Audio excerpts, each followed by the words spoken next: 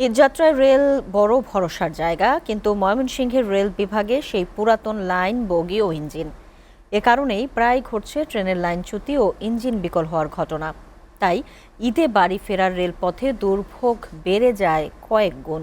তবে কর্তৃপক্ষের দাবি, এবারের ঈদ যাত্রা নিরাপদ করতে নেওয়া হয়েছে সব ধরনের প্রস্তুতি।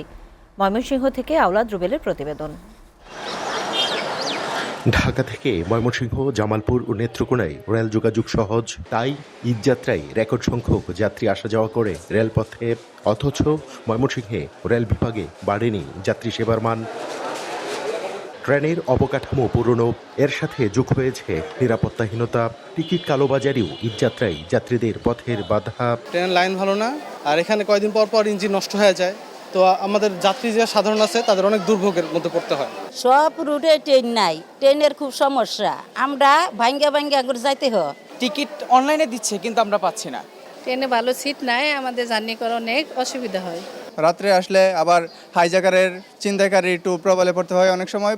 তবে এসব দুর্ভোগ দূর করার আশ্বাস দিলেন রেলওয়ে পুলিশের এই কর্মকর্তা।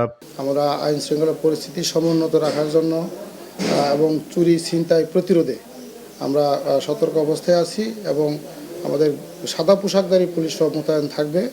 একই রকমভাবে রেলপথ নির্বিঘ্ন রাখার প্রতিশ্রুতি কর্তৃপক্ষের। সার্বক্ষণিক লোক নিয়োজিত আছে, যদি কখনো রেল লাইনে কোনো সমস্যা হয় এটা আমাদের তাৎক্ষণিক যাতে সেবা দিয়ে মেরামত করতে পারে, এটা আমরা পদক্ষেপ গ্রহণ করেছি।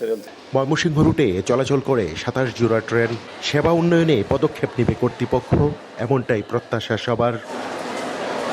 আওলাদ রুবেল, SCTV, ময়মনসিংহ।